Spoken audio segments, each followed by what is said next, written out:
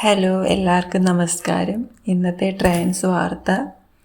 Trans വ്യക്തികൾക്ക് പ്രത്യുൽപാദന സാങ്കേതിക വിദ്യകൾ അനുവദിക്കാൻ കഴിയില്ല എന്ന് കേന്ദ്ര സർക്കാർ കേരള ഹൈക്കോടതിയെ അറിയിച്ചു.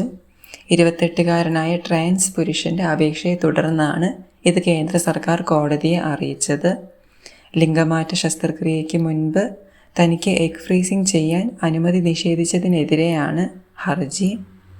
ഒരു അവിവാഹിതനായിട്ടുള്ള പുരുഷനോ ട്രാൻസ് വ്യക്തികളോ പ്രത്യുൽപാദന സാങ്കേതിക വിദ്യാ നിയമത്തിൻ്റെ കീഴിൽ വരുന്നില്ല. ഇതിനു മുൻപ് ഈ വിഷയത്തിൽ വിദഗ്ധരുമായിട്ട് ചർച്ച നടത്തിയിരുന്നു.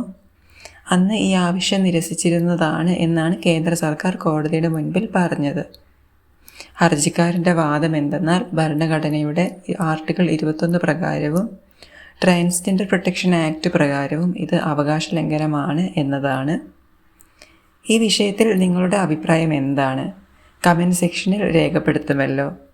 ഇതുപോലുള്ള ട്രാൻസ് വാർത്തകൾക്ക് വേണ്ടി ഈ ചാനൽ സബ്സ്ക്രൈബ് ചെയ്യാനും ബെൽ ബട്ടൺ എനേബിൾ ചെയ്യാനും മറക്കല്ലേ. അടുത്തൊരു വീഡിയോ ആയിട്ട് വരുന്നവരെ ബായ്.